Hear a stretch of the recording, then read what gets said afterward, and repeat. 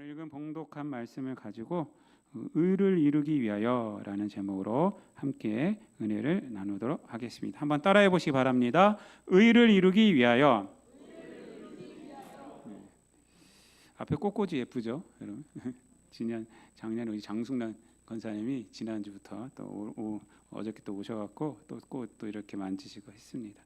근데 우리 장숙란 권사님 꽃꽂이 이렇게 수고해 주시는데 한번 장숙란 권사님을 통해서 받으시 하나님께 영광의 박수 부르겠습니다.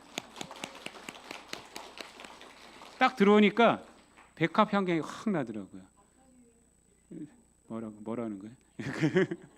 내가 얘기할 때 좀 아무 말도 하지 마세요. 근데 깜짝 놀라. 자꾸. 오늘은 주연절로 첫 번째 주일이 됩니다. 주연절은요 성탄절하고 좀 비슷합니다. 주연절 또 현연절 또 에피파니라고도 이렇게 말을 하는데 주연절은 언제냐면 1월 6일입니다.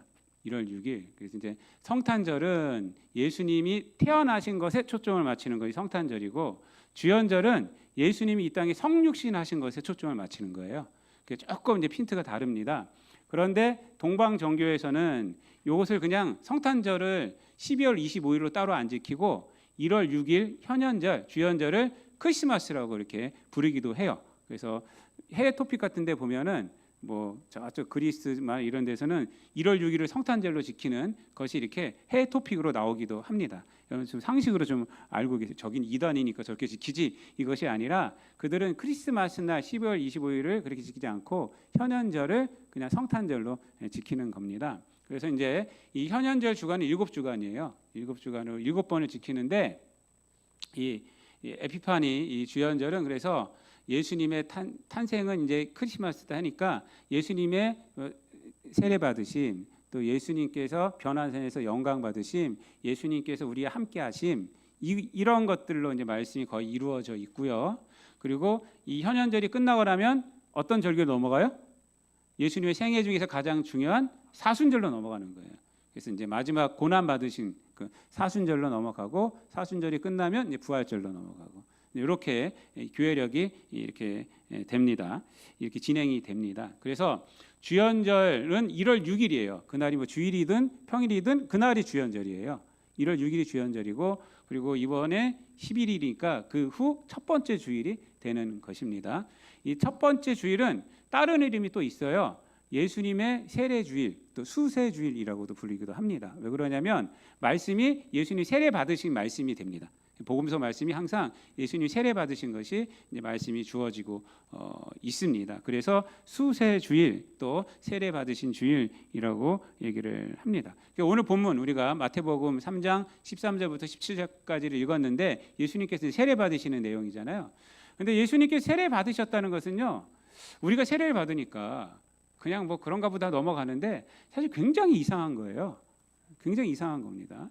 그 세례는요, 유대인들 이때 당시만 해도 예수님 당시만 해도 유대인들은 세례를 받았어요, 안 받았어요?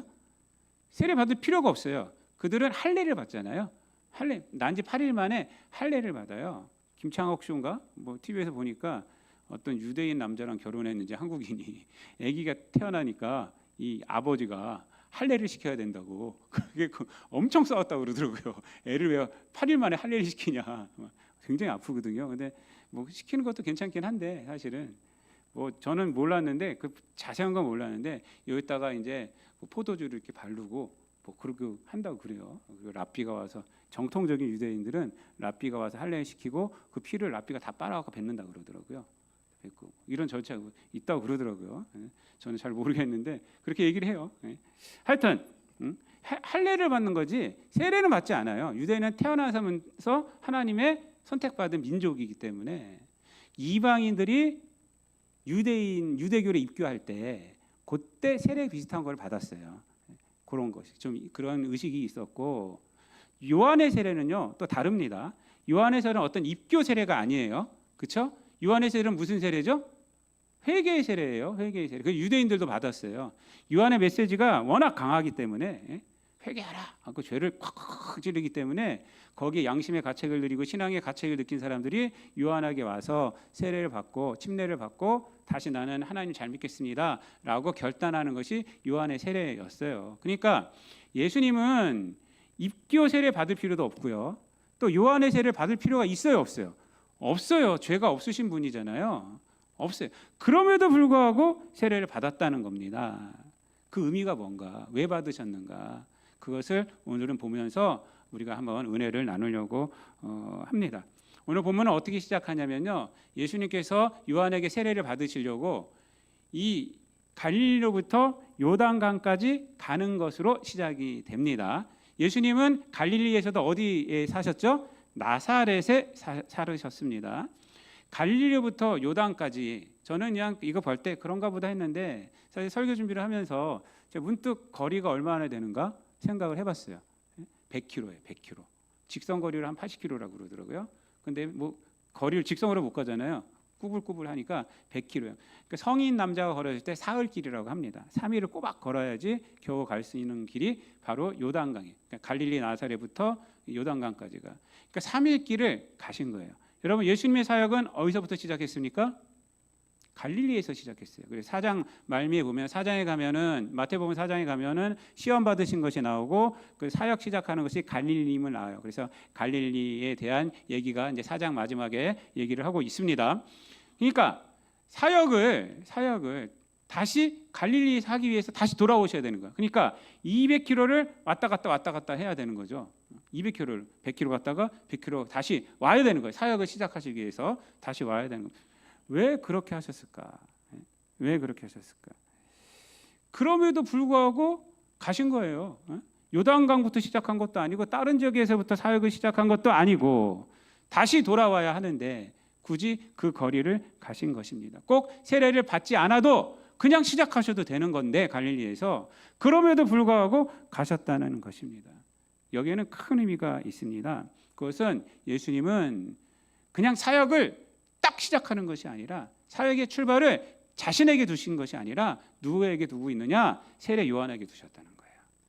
세례 요한에게 자신의 사역의 출발을 두고 계셨다.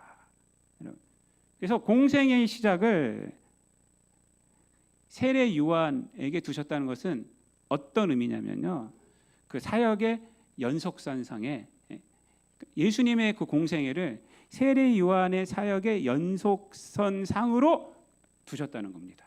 갑자기 예수님의 사역은 내 사역이 특별해라고 하신 것이 아니라, 내 사역은 세례 요한의 사역과 맞물려 있는 거야라고 이어가는 것입니다. 여러분, 세례 요한은 이미 세상에 자신은 메시아가 아니라라고 선포를 했어요. 그렇죠? 요한복음 같은 데 보면 더 자세하게 나오죠. 예루살렘에서 보낸 사람들이 와서 네가 메시아냐? 그러니까 아니다. 네가 오실 그이냐? 아니다. 이렇게 말을 합니다. 내 뒤에 오시리다. 나는 그분의 길을 예비하러 온 거고, 마태복음에서 뭐라 그래요? 나는 그분의 소리다. 성경은 광야에서 외치는 자의 소리다라고 이렇게 말을 하지 않습니까?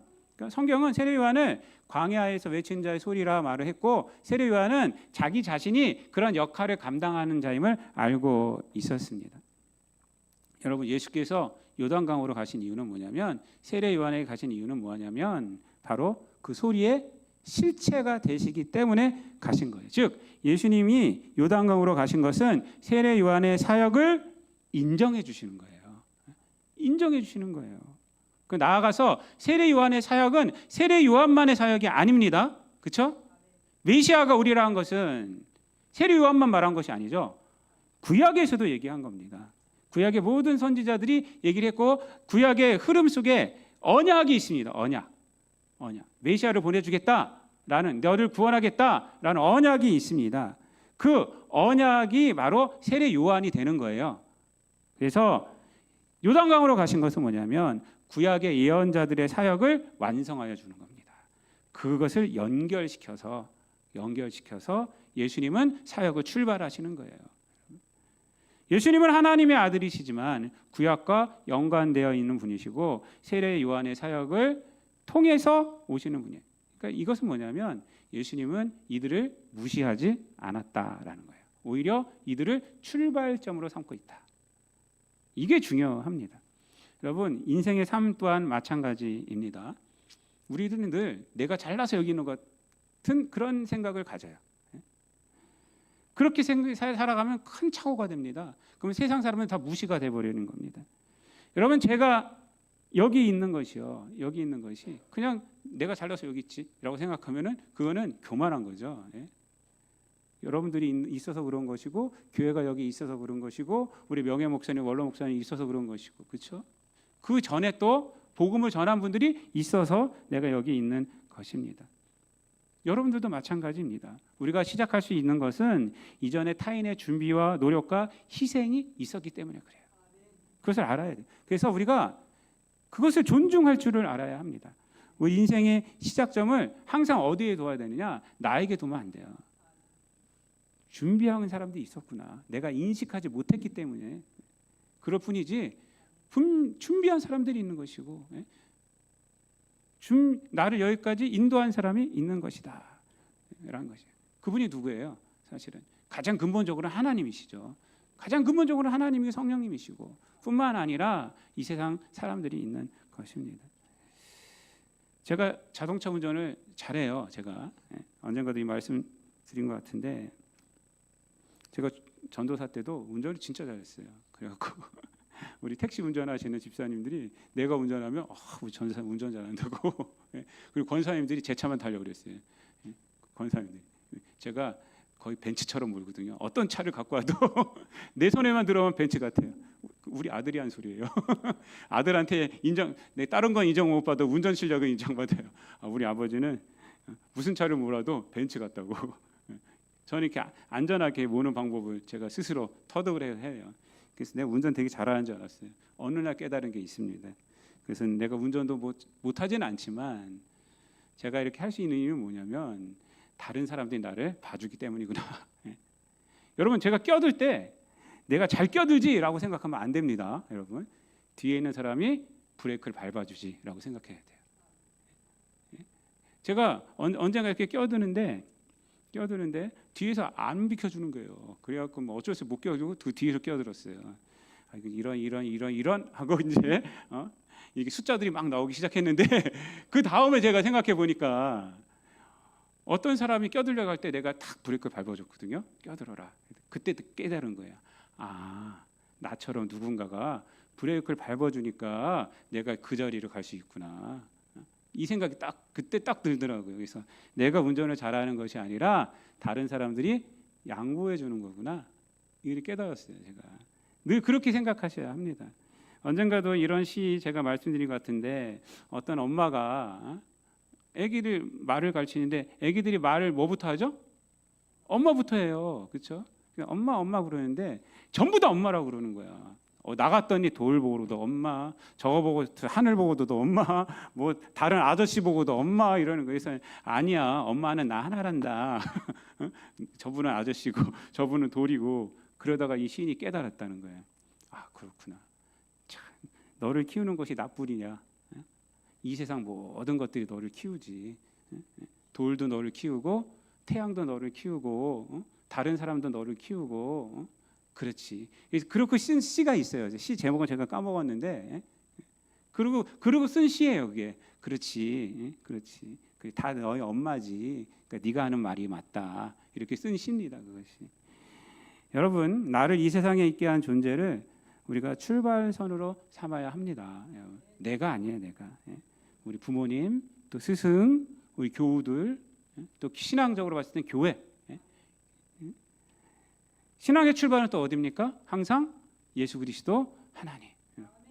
그래서 사도 바울은 은혜를 받고 나서 깨달은 것이 내가 구원받은 것이 하나님의 은혜구나 라고 깨닫고 어디까지 가요? 그것이 창세 전까지 갑니다. 에베소서 말씀이에요. 찬송하리로다 만세 전에 창세 전에 나를 그리스도 안에서 택하셨고 나를 부르셨다. 그러니까 내가 구원받은 것이 내가 잘나서도 아니고 하나님의 은혜인데 그 어디까지 가는 거예요? 창세 전 내가 태어나기 전 이 세상이 있기 전 하나님으로부터 있었다. 그걸 인정하는 거예요. 그게 사실은 성숙해지는 것입니다. 예수님은요. 그래서 요단에서 갈릴리에서 요단강까지 가는 것이고 사도 바울을 인정해 주는 것이고 네가 내 준비를 했지. 네가 애썼다. 그리고 구약의 예언자들을 완성시키는 것이고 거기서부터 출발을 하는 것입니다. 사역을 공생애를 거기서부터 출발을 하는 것입니다. 저 여러분들도 늘 하나님을 우리가 믿고 하나님의 은혜가 있었지 먼저 또 내가 있기 전에 나를 이것을 하게끔 한 누군가 있었다라는 것을 늘 기억하시고 또 그것을 언제나 인생의 출발점으로 삼으시는 저 여러분 되시기를 우리 주님 예수 그리스도 이름으로 축복을 드립니다. 두 번째로 오늘 본문 말씀에 보면은 예수님이 이제 세례 요한에게 갔더니 세례 요한이 알아봐요, 안 알아봐요? 알아보죠. 왜? 그분의 소리잖아요. 다른 사람은 몰라도 이 세례 요한은 아는 겁니다. 그래서 어떻게 해요? 14절 말씀에 보면 말립니다. 전 세례 못 드립니다. 내가 당신한테 받아야지. 어떻게 내가 당신에게 줄 수가 있겠습니까? 이렇게 말해요. 그러자 15절 말씀 속에서 뭐라고 말해요? 예수님께서 이제 허락하라 라고 얘기를 합니다. 허락하라. 여러분 이것이 근데 이 원어적인 그 문법으로 보면 명령이긴 한데 좀 희한합니다. 내가 허락하니까 내가 허락한다 괜찮다 이렇게 말씀하시는 것이 아니라 이 말씀이 뭐냐면 야 너를 허락해라 이 말이에요. 너를 허락해라 너를. 그러니까 그 다음에 뭐라 그래요? 요한이 허락하는지라 라고 해요. 그러니까 이 명령의 표현이 문법적으로 좀 특별해요. 너를 허락해라 이렇게 말하고 있다는 거예요. 이것은 뭐냐면 예수님은 자신의 세례 받음에 대해서 자신의 의지가 아닌 세례 요한의 의지에 의해 받기를 원하고 계시다는 거예요. 세례 요한의 의지. 그리고 나서 하시는 말씀이 이렇게 해서 모든 일을 이루는 것이 합당하다라고 말합니다. 근데 저는요 설교 준비를 하면서 이 허락하라라는 이 말씀이 참 의미 있게 다가오고 예수님이 야 이렇게 인간적이시구나 이런 것이 좀 다가왔습니다. 그러니까 예수님은 자신의 의지보다는 세례 요한의 의지를 더 인정하여 주고 계시는 거예요. 그렇게 하여 하나님의 의가 이루어지기를 바라고 계시는 거예요. 그냥 어떤 의로운 것을 갖다 딱 해놓고 무조건 해야 돼 이것이 아니에요. 이끌고 계시는 거죠. 이끌고. 여기서 인간적이라고 제가 말씀드린 것은 예수님은 세례 요한이 자신을 인정하고 있어요. 그렇죠? 세례 요한은 예수님을 인정하고 있어요. 그러나 그것을 이용하지는 않는다는 것입니다. 그냥 세례 요한의 의지와 감정을 통해서 일을 진행하고자 한다는 것입니다. 그리고 나가서 또 이루는 것은 뭐예요?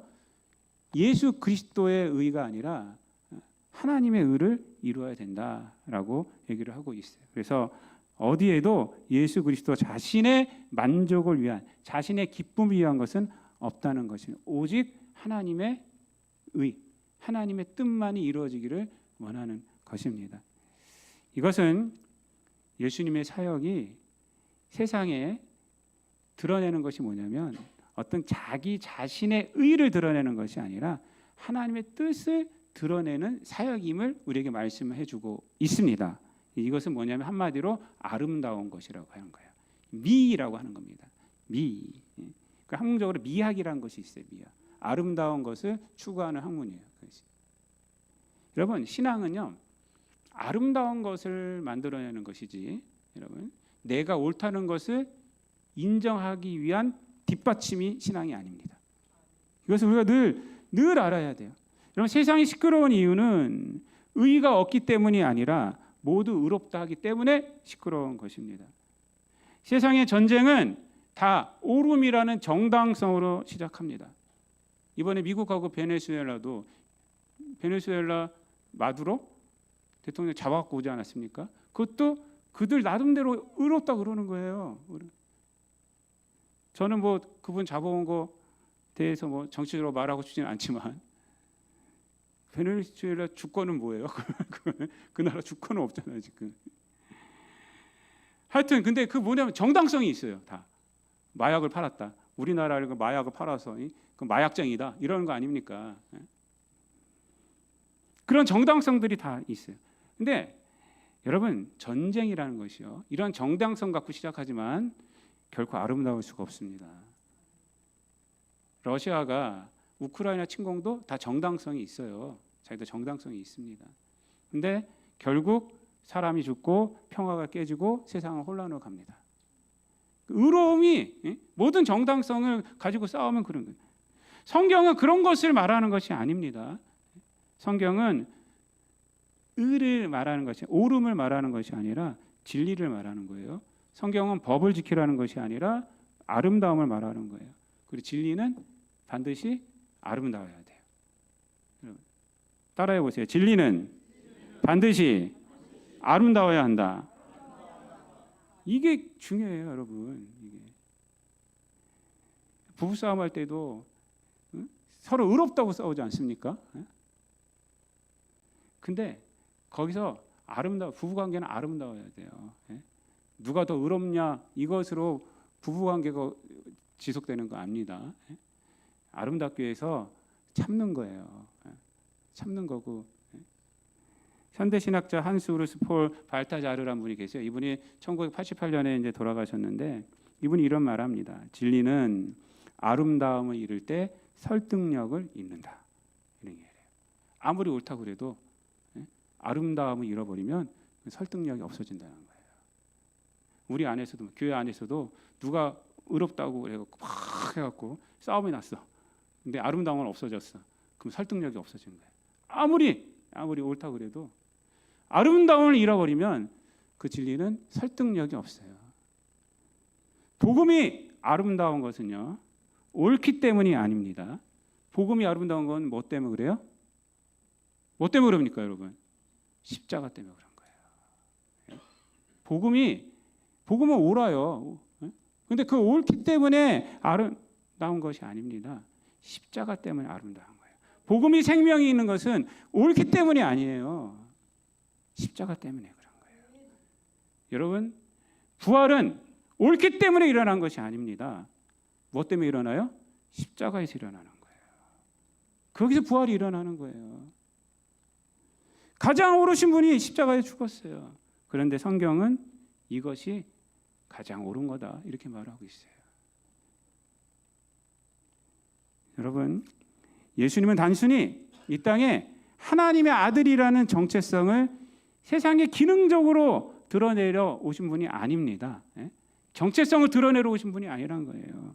그 정체성으로 자신의 뜻이 아닌 하나님의 언약을 이루고 하나님이 원하신 것을 이루고 또 과거부터 행왔던 그 많은 예언자들을 완성시키러 오신 거예요. 이런 사역을 하러 오신 거예요. 이런 창조적인 사역을 하러 오신 것이지 세상의 기능적인 것을, 이런 기능과 기술의 차이를 아십니까? 기능과 기술의 차이는 뭐냐면 기능은 있는 것 갖고 다루는 것을 기능이라고 해요. 기능사들 그러면 뭐예요? 이런 거 잘 조작하고 그런 것들 고치고 이런 분이 기능사라고 그러죠. 기술은 뭐냐면 창조적인 사역을 기술이라고 그래요.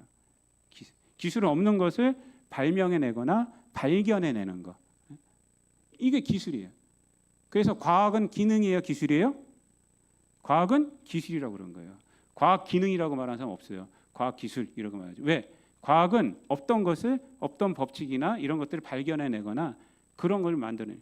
여러분, 기능이 발달한 나라가 잘 살까요? 기술이 발달한 나라가 잘 살 거예요? 기술이 발달한 나라가 선진국들이에요. 기능이 발달한 나라는 기술 발달한 나라의 기술을 가지고 살아가는 거예요. 그거 가지고. 그래서 모든 선진국들은 기술이 발달해 있어요. 기술이. 여러분, 그 고고학 유물이 많은 나라가 잘 살까요? 유물에 대한 지식이 많은 나라가 잘 살까요? 유물이 많은 나라가 잘 살지 않아요. 그 지식이 많은 나라가 잘 살아요. 여러분. 지식이 많은 나라가 어디예요? 영국이에요, 사실은요. 영국 대영 제국 할 때 다 갖고 와요. 거기에 대한 지식을 많이 했어요. 고고학적인 것은 이집트 가면 많이 있고 다 많이 있어요. 영국이 훨씬 잘 살지 않습니까? 말 나온 김에 예능과 예술의 차이를 아세요? 예능. 제가 이번 주 배워서 자랑하는 거예요, 제가. 예능은 뭐냐? 예능은 우리의 갖고 있는 기쁨, 슬픔 이런 거 있지 않습니까? 그걸 자극시켜 주는 게 예능이에요. 예능. 그래서 이제 코미디언들, 뭐 희극 배우들 이런 분들은 우리 드라마나 이런 거 보면 막 웃고 막 그러지 않습니까? 그들을 뭐라 그래요? 예능인들이라 그런 거예요. 예능. 예술은 뭐예요? 예술은 창조적인 역할을 하는 거예요. 그래서 음악하고 미술하고 뭐 이런 분들 있지 않습니까? 이런 분들은요 노래를 같은 노래를 해도 틀려요. 그래서 사실은 우리가 인생이 피곤하니까 예능만 보고 깎아대고 스트레스 풀고 마는데 사실은 그러면 사실은 인간의 어떠한 내면에 있는 깊숙한 어떤 이런 것들 끄집어낼 수가 없어요. 예술이 그걸 끄집어내는 거예요. 예술이. 그래서 사실 선진국은요, 어떤 것이 선진국이냐면 이런 예술 활동을 마음껏 볼 수 있게 하는 곳이 선진국이에요. 우리는 뭐 어디 하나 가려면 돈이 많이 들지 않습니까? 우리나라도 많이 좋아졌어요. 저도 보니까 남양주에서 오는 어떤 그 메시지 보면은 어떤 공연들 많이 하더라고요. 그래서 언제 가면 무슨 공연이 있고 무슨 오페라도 하고 이런 거 있더라고요. 저희가 밴쿠버 갔을 때 되게 많이 해요. 그런 거 많이 접촉할 수가 있어요. 그러니까 여러분들도 사실은 어떤 예능인들의 그런 깎아대고 하는 것보다도 거기서 멈추지 마시고 예술을 많이 보러 가셔야 돼요. 음악 활동, 미술 활동 이런 거 하는 것을 보고 감상도 하시고 옛날 고고학적 발견이 있으면 가서도 좀 보시고 그런 거 봐요. 그러면요 내면이 굉장히 풍부해집니다. 왜? 어떤 말초적인 것만 아니라 내 안에 있는 인간적인 그런 멸들이 이게 창조적인 것들이 나타나되고 막 성악가들이 찬양하고 노래하는 거 들으면요 거기서 그들의 표현과 이런 걸 보면서 우리 논할 수 있어야 돼요. 너무 좋았어, 막 이렇게 아름다웠어요. 여러분, 예수님은 단순히 하나님의 아들이라는 정체성 그것을 기능적으로 이 땅에 드러내려 오신 분이 아니란 거예요. 예수님이 이 땅에 오신 것은 창조적인 사역을 하러 오신 거고 또 과거부터 있었던 그 이루어지지 않았던 그러한 사역을 완성시키러 오신 것입니다. 그래서 갈릴리로부터 요단강까지 예수님께서 오신 것입니다. 예수님의 사역은 어떤 사역이에요? 구원의 사역이지 않습니까? 그 이후의 사역이 어떤 사역이에요? 창조의 사역 아닙니까? 이 세상이 할 수 없는 사역을 예수님이 하시는 거예요. 예수님은 하나님을 중심으로 자신을 알았기 때문에 그래요. 여러분, 우리 인간들이요 자신을 아는 것이 굉장히 중요합니다. 근데 자신을 알려고 하지 않아요. 나는 누구인가? 라는 질문 잘 하지 않습니다. 내가 이 세상에 무엇하러 왔는가? 이 질문 하지 않습니다. 그냥 기능적으로 살면 땡이지? 이렇게 생각해요. 먹고 마시고 즐겁게. 그게 대부분의 사람들이에요. 그래서 나는 누구인가? 라는 질문을 하는 것만 자체로 거기서 답을 얻지는 않을지라도 그 질문을 하는 것 자체로 사람이 성숙해져요. 그 질문을 하면서부터 사람이 성숙해져요. 그냥 먹고 즐기고 살면 땡이지, 기능적으로 내가 움직이고 하면 땡이지, 여기서 일단 벗어났잖아요. 벗어났잖아요. 그렇지만 나는 누구인가, 나는 무엇하러 왔는가 라는 것을 내 중심으로, 세상 중심으로 찾으면 또 답을 얻을 수가 없어요. 그래서 그냥 막 찾다 보면은 어떻게 되냐면 그래 그냥 먹고 사는 게 좋더라, 다시 그걸로 돌아가든가, 아니면 자기 안에 빠져요. 궤변론자가 됩니다. 제가 이번 주에 강연을 4개인가를 들었어요. 4개를 들었는데 철학자 3개 철학자의 강연을 하나 듣고 거기서 기능, 뭐 기술, 예능, 예술 이 얘기를 하시더라고요. 들을 게 되게 많더라고요. 철학자들이. 장자를 전공하신 분인데 그분 거 2개나 들었어요. 2개 하도 좋아가지고 얘가. 그리고 천문학, 천문학을 연구하시는 분, 우주를 연구하시는 분 강의 하나 듣고 뇌과학자 강의를 하나 들었어요. 근데 뇌과학자와 천문학 연구하시는 분 강의는 뭐 이런 거 은하계가 어떻고 뭐 이럴 때는 또 뇌라는 것이 신기하더라. 자기가 뇌 수술하는데 들어갔더니 뇌는 뭐 아무것도 없더라. 뭐 이런 얘기할 때는 신기하고 좋았어요. 근데 마지막에 결론이 흐지부지돼요. 이분들은 과학적인 지식은 많은데, 근데 결국은 흐지부지 되더라고요. 뭐 도대체 무슨 말을 하는 거야? 마지막에 철학자들하고 좀 틀리긴 하더라고요. 왜 그런지 아세요? 그분들이 다 하나님을 발견하지 못하기 때문에 그래요. 하나님을 발견하지 못하면 모든 지식이 전문적으로 들어가는 것 같은데 결국 공허해집니다. 그 소피스트들이 궤변론자들이거든요. 결국 궤변론자들이에요. 그래서 자기 나름대로 뭐 인생이 뭐고 이렇게 자기 나름대로 얘기는 하는데 도대체가 무슨 말인지 몰라요. 그래서 어쩌란 말인가? 이제 이 생각만 이제 들게 됩니다. 왜 그러냐? 하나님을 발견하지 못하면요, 나를 발견할 수가 없어요. 그래서 내 안에서 내 나름대로의 궤변만 생기고 아니면 세상 기능으로 다시 빠져버리는 거예요. 그래, 먹고 사는 게 실용주의가 최고지? 막 이러면서 다시 골로 이제 빠져버리게 됩니다. 하나님을 두고 나를 봐야 돼요. 철저하게 그게 객관화시키는 거예요. 내가 낮아지는 어떻게 객관화시켜요? 하나님 믿을 때 내가 객관화되는 거죠. 사람은 객관화시킬 수 없어요. 그래서 데카르트가 한 말이 합리주의가 그거 아니에요. 나는 생각한다, 고로 나는 존재한다. 그것이 왜 어떻게 나온 거예요? 계속 생각하고 모든 걸 다 어떻게 회의론으로 계속 찾아보고 했더니 마지막에 뭐예요? 생각하고 있는 나는 내가 어떻게 할 수 없더라 이 말이에요. 그래서 나는 생각한다, 고로 나는 존재한다. 이렇게 이 말이 나온 겁니다. 그 회의론자들인데 여러분 예수님은 분명히 내가 누구인지 알았어요. 하나님이 나를 보내셨다. 구원을 시키러. 그래서 기능적으로 살아가지 않습니다. 세례 요한도 마찬가지죠. 자기가 누구인지 알았죠. 분명히 알았어요. 나는 광야의 소리다. 나는 메시아가 아니다. 라고 분명히 알았습니다. 그래서 세례 요한도 창조적으로 살아가게 된 것입니다. 말씀을 마치겠습니다. 예수님은 갈릴리에서 요단강으로 오셨고 자신의 소리를 만나셨고 그 소리를 통해 자신을 분명히 드러내셨고 세례 요한을 소리로만 그치게 하는 것이 아니라 완성을 지켜주셨습니다. 이 완성이 예수 그리스도의 사역의 출발이 되셨다라는 것을 오늘 말씀을 통해서 우리가 알아야 합니다. 그렇게 하여 세례 요한과 메시아이신 예수 그리스도를 만나게 되고 만남을 통해서 무엇이 이루어졌어요? 하나님의 뜻, 하나님의 의, 바로 이 아름다운 것을 이루게 하셨습니다. 여러분 예수를 믿는다는 것은 단순히 세상의 것을 추구하는 방법이 아닙니다. 단순히 내 감정의 만족도 아닙니다. 바로 아름다운 것, 하나님의 뜻을, 하나님께서 생명력을 가지고 이 땅 가운데서 살아가고 구원을 이루며 구원의 능력 가운데 살아가는 것입니다. 그래서 예수를 통해서 나를 알고 세상을 알고 세상에서 어떻게 살아갈지를 비로소 알게 되는 것입니다. 여러분 예수님은 오늘도 세례 요한에게 하신 말씀을 우리에게 하십니다. 이제 허락하라. 즉 나를 영접하고 나와 함께 하나님의 뜻을 이루자라고 이렇게 말씀하십니다. 여러분 세례 요한에게 세례를 받으시는 예수님의 이 행동의 의미를 깨닫고 이 음성을 들으시고 이 땅 가운데에서 기능적으로 그냥 살아가고 많은 말초신경을 만족시키고 살아가는 많은 그런 자들이 아니라 이 땅 가운데 하나님의 뜻을 드러내고 아름다운 것을 만들고 살아가는 하나님께 영광을 돌리는 저와 여러분 되시기를 우리 주님 예수 그리스도의 이름으로 축복드립니다.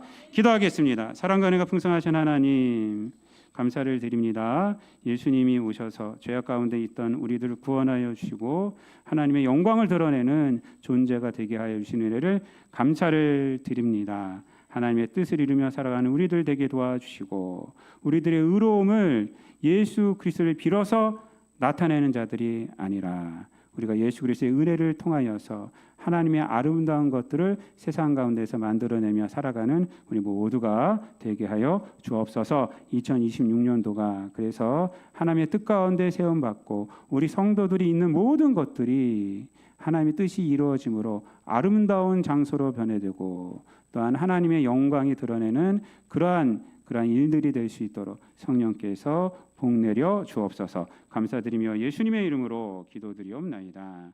아멘.